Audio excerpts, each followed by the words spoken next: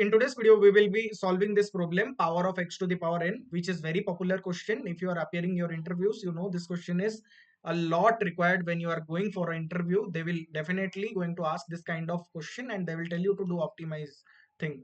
Okay, and they will also see how many ways you know to solve this answer. So today in this video, I will be showing you how you can solve it using recursion technique, but that is bit manipulation, which you can also use for optimizing it to the next level. But recursion is the better approach that I will show in this video.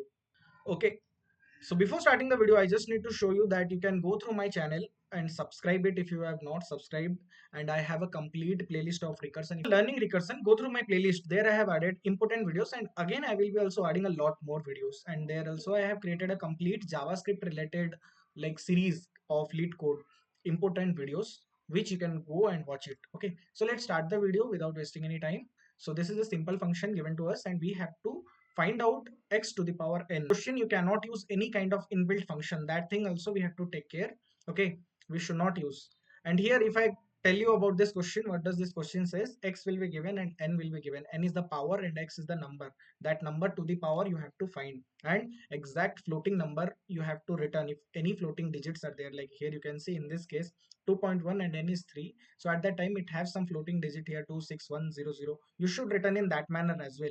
And if you are getting any kind of negative power, then you have to return 1 by whatever the result is. That thing also you should have in your mind while solving this question. Okay, we are dealing with the recursion. We have to handle a single thing, that is base case. Okay, what is base case? We have to exit from the recursion whenever the condition satisfied. That case is known as base case. So here, as we are dealing with the powers, you know a common thing that something to the power is 0. When that will be given, we return what? 1. Okay, so that will be the base case, and that is very important, which I will mention here.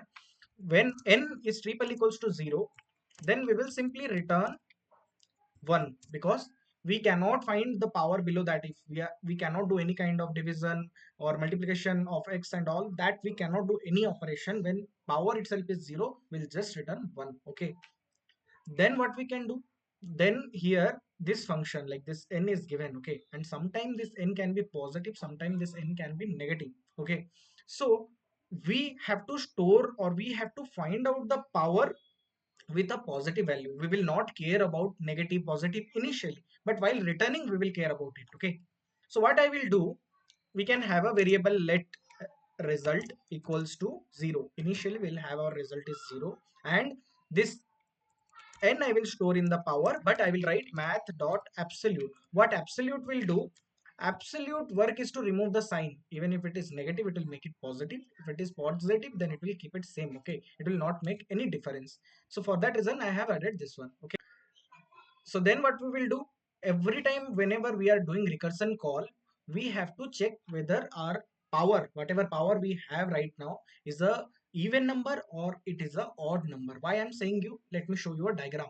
See, initially if I give you example of this one, like 2 to the power 10, here you can see 2 to the power 10 is. So if I want to make this one simpler, can I write 2 into 2 and make this power to 5? We can do it. It is the same thing, right? If you write 2 cross 2 and this power you divide by 2, it is same thing. So here I have written 4 to the power 5. Okay, so whenever it is even, like here you can see it is even, so at that time what you have to do, you have to divide the power by 2 and multiply the x by x. Whatever x is there, multiply the x with x. Okay, and if it is an odd case, like here you can see right now the power is 5. So what I am doing at this scenario, you have to make it something like 5 minus 1. It is same thing. See, if you do 4 5 minus 1, means you are removing 1 4 from here, and if you multiply that 4 outside, that means the same thing, right? Because what we are removing from here, this one, what we are removing, this x, again we are multiplying at the end, so it means the same. That thing I am doing it here.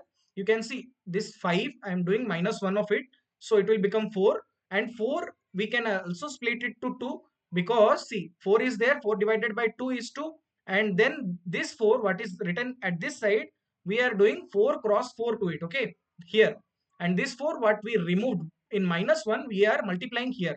So again this can be also splitted like this. 2 is there, 4 cross 4 is 16, and this 2 can be again divided by 2 divided by 2 is what? 1. So I have written 1 here. 16 cross 16 is what? 256. And if you split this one, then what will happen? Then 1 divided by 2 is 0.5, and whenever you are doing 0.5 power, and here this 16 cross 16 is 256, and this multiplication of 4 is here, and to the power of 0 is here. So when 0 is there, what we are doing, we are returning 1. So this will return 1 to the upper recursion function. Like, so here when you do cross 4, because you have a cross 4 here, okay, and this one when you split, it becomes 0.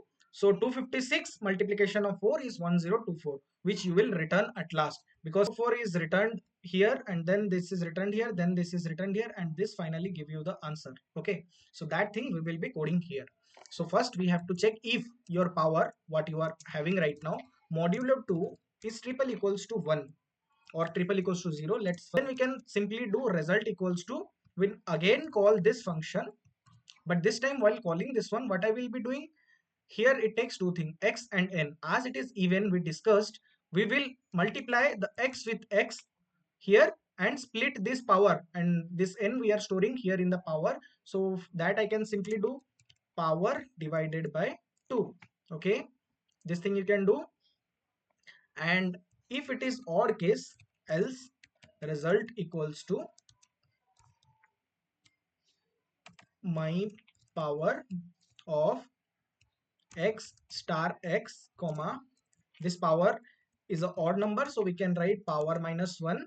Okay, so now it will become even number, then whatever is that divide by 2, and again we will add the x because we are subtracting 1 from here. So what we discussed, at last it will return something, so we'll return if my n, whatever we have it here at the top, what we have initially, if n is greater than 0, if n is greater than 0, then it is positive number, we can simply return result, else we will return 1 by result. Okay, so if I run it to show you it passes all test cases or not, so you can see it passes all test cases. So let me submit it.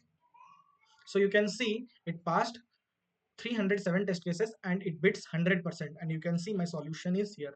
Okay, so if you liked my approach, please like the video, share with your friends, and please go through my channel, subscribe it, and share this with all your friends so that they can also solve this question very efficiently using this technique. That's all for today, guys. Thank you for watching.